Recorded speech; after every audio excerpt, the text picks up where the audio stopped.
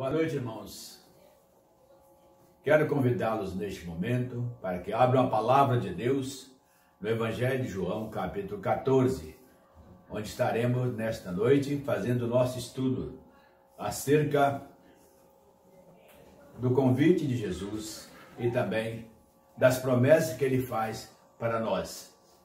Aqui em João 14, versículos de 1 a 15, Jesus dizia, confortando os seus discípulos com essas palavras: não se turbe o vosso coração, credes em Deus, crede também em mim. Na casa de meu Pai há muitas moradas. Se assim não fora, eu vou-lo teria dito, pois vou preparar-vos lugar. E quando eu for e vos preparar lugar, voltarei e vos receberei para mim mesmo, para que onde eu estou, estejais vós também. E vós sabeis o caminho para onde eu vou. Disse-lhe Tomé: Senhor, não sabemos para onde vais. Como saber o caminho? Respondeu-lhe Jesus: eu sou o caminho, e a verdade, e a vida. Ninguém vem ao Pai, senão por mim. Se vós me tivesses conhecido, conhecerias também a meu Pai, e desde agora o tendes visto e tendes conhecido. Replicou-lhe Filipe: Senhor, mostra-nos o Pai, e isso nos basta. Disse-lhe Jesus para Filipe: há tanto tempo eu estou convosco, e não me tens conhecido? Quem me vê a mim, vê o Pai. Como dizes tu, mostra-nos o Pai? Não crês que eu estou no Pai e que o Pai está em mim? As palavras que eu vos digo, não as digo por mim mesmo, mas o Pai que permanece em mim faz as suas obras. Crede-me que estou no Pai e o Pai em mim. Crede, ao menos por causa das mesmas obras. Em verdade vos digo, que aquele que crê em mim fará também as obras que eu faço, e outras maiores fará, porque eu vou para junto do Pai. E tudo quanto pedis em meu nome, isso farei, a fim de que o Pai seja glorificado no Filho.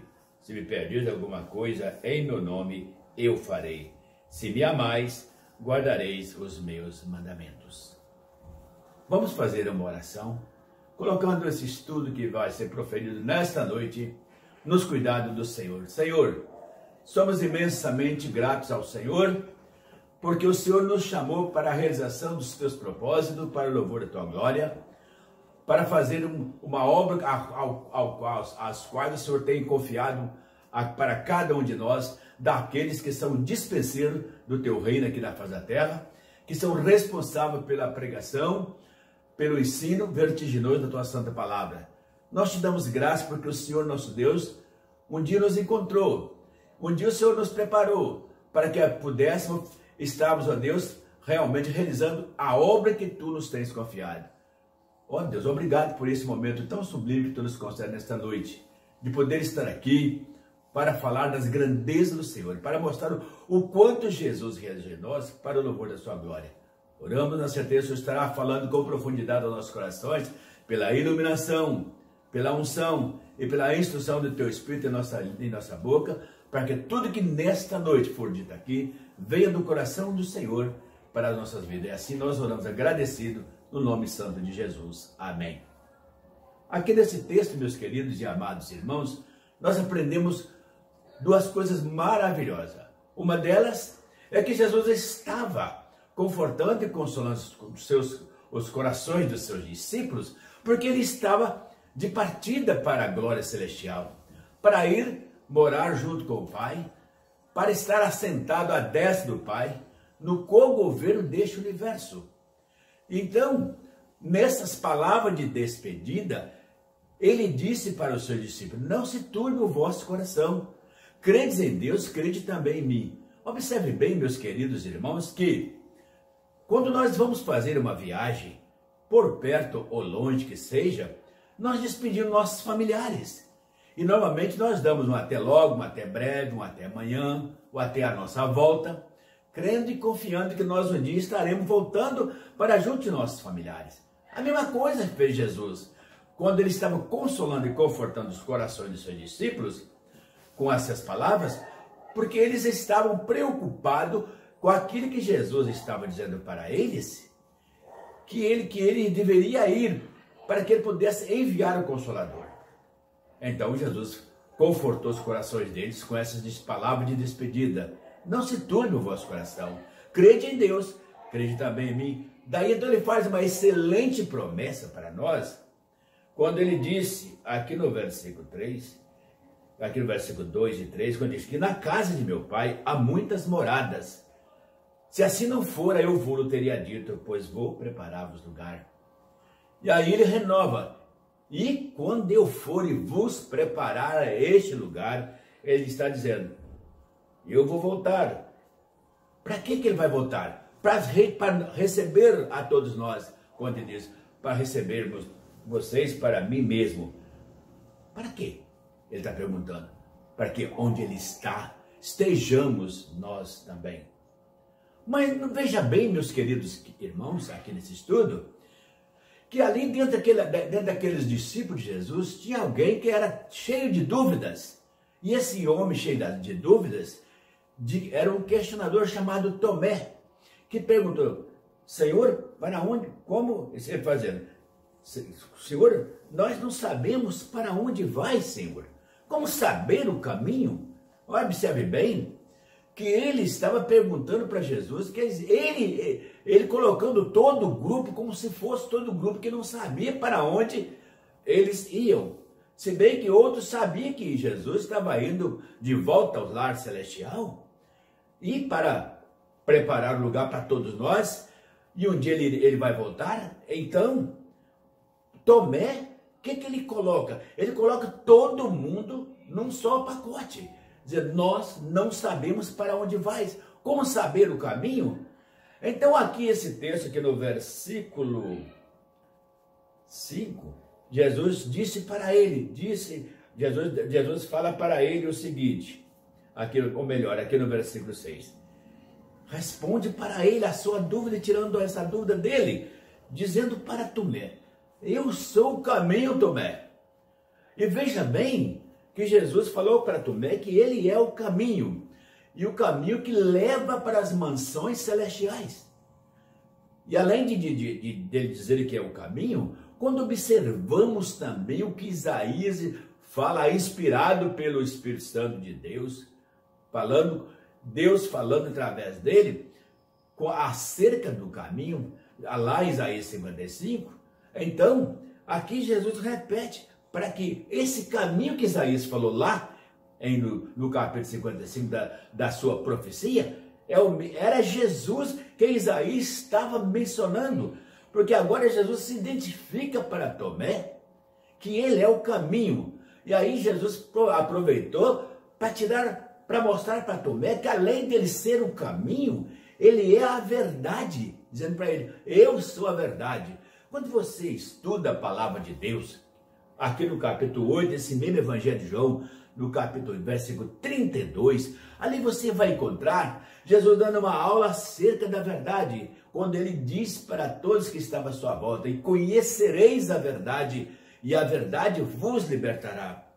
E ainda mais, na oração intercessória de Jesus, que está mesmo neste mesmo Evangelho, aqui no capítulo 17, versículo 17, Jesus está conclamando a todos os seus discípulos, a Deus Pai, para que nos santificasse na verdade. Quando ele diz, santifica-os na verdade, falando para o Pai, para nos santificar na verdade. E ele dizendo, porque a tua palavra é a verdade. E quem é essa palavra, meus queridos irmãos? É o próprio Jesus, é ele a palavra viva. E ainda por cima, Jesus complementou dizendo para Tomé, que além de ser o caminho e a verdade, ele é a vida. Olha bem, queridos irmãos, que Jesus não é vida, ele é a vida. Ou seja, ele veio trazer para aqueles que acreditam nele a vida. E, portanto, quando recebemos Jesus, além de estar no caminho para a glória celestial, nós recebemos toda a verdade, porque ele é a verdade, e além de ser a verdade, ele é a vida. Mas ainda, meus queridos irmãos, existia alguém ali dentro dos apóstolos que também tinha dúvida concernente a Jesus, quando é o caso de Filipe, que Filipe conhecia a pessoa de Jesus, mas ele não estava satisfeito em conhecer só Jesus. Observe bem o que Filipe, a pergunta que Filipe faz para Jesus aqui no versículo 8. Filipe replicando, Jesus diz, Senhor, mostra-nos o Pai e isso nos basta. Quer dizer, uma réplica de Filipe para que Jesus mostrasse a face de Deus Pai para todos eles. Então Jesus fala diretamente para Filipe, que era um dos 12 apóstolos que Jesus escolheram para ser enviado para proclamar as verdades da sua palavra. Aqui no versículo 9, Jesus disse para ele, Filipe, há tanto tempo estou convosco e não me tens conhecido? Veja bem que em forma de pergunta, você não me conhece ainda, Filipe? Ele falando para Filipe, quem me vê a mim, vê o Pai. Como diz Estru, mostra-nos o Pai. Meus queridos e amados irmãos, eu acredito piamente que mesmo lá na glória celestial, depois de nós todos sermos glorificados, não vamos ver a face do Deus Pai. Nós iremos ver a face de Deus Pai, como a palavra dele ensina, mas era em luz e glória. Ou seja, numa resplandecência tão grande que não saberemos distinguir a forma de Deus.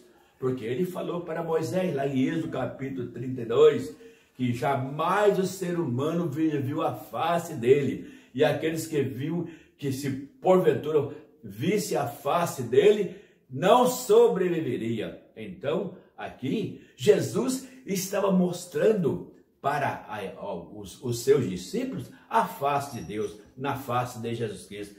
Como ele diz, quem me vê a mim, Filipe, vê o Pai. Como você diz, mostra-nos o Pai. Aí Jesus Cristo dá uma aula para ele da confiança que ele deveria depositar nele. Observe, meus queridos irmãos, no versículo 10, quando ele diz, não crês que eu estou no Pai e que o Pai está em mim? Uma outra pergunta Jesus fez para Filipe. Para Filipe, se Filipe não acreditava nele, então, e não acreditasse que o Pai estava nele, aí Jesus fala uma coisa muito importante, que como igreja do Senhor, nós teremos que ensinar isto, que é a verdade. Quando ele diz que as palavras que eu vos digo, não as digo por mim mesmo, mas o Pai que permanece em mim, faz as suas obras. Ou seja, Deus, o Pai, confiou todo o poder a Jesus da realização das obras dele aqui na terra. E, portanto, meus queridos irmãos, quando ele diz que faz as minhas obras, então, ele estava mostrando que como Deus, o Pai, confiou tudo isso a ele, ele não realizava nada por ele mesmo, mas ele realizava aquelas obras que Deus, Pai, o havia confiado. E aí Jesus Cristo faz uma promessa muito interessante para nós, quando ele diz o seguinte, que em verdade vos digo, falando para todos nós, que aquele que crê em mim fará também as obras que eu faço, e outras maiores fará, porque eu vou para junto do Pai. Ou seja, ele estava querendo dizer que nós iríamos continuar o ministério da redenção, levando-o ao mundo inteiro, para que os povos, todos habitantes da terra, conhecessem, ouvissem pelo menos, a falar a respeito da vinda dele, para redimir o pecador dos seus pecados e salvar todos aqueles que confiam nele, que haveriam de crer nele, ou seja, os seus escolhidos, os seus eleitos. Por isso que ele colocou que nós faremos maiores obras do que aquelas que eles estavam vendo, porque a evangelização mundial, nós poderemos aprender que ela está realizando uma obra maravilhosa. Inclusive no dia do Pentecostes, nós vemos ali que Pedro, no sermão que ele pregou ali em Jerusalém naquele dia, houve uma conversão praticamente em massa, onde de 120 pessoas, que era o grupo daqueles que haviam confiado em Jesus Cristo, o aceito como seu Salvador e Senhor, saltou de 120 para 3.000, ou quase 3.000 pessoas. Olha bem, meus queridos, que grande obra realizada depois que Jesus enviou o Espírito Santo, porque Jesus não nos abandonou. O Espírito Santo é a boca de Jesus nos instruindo.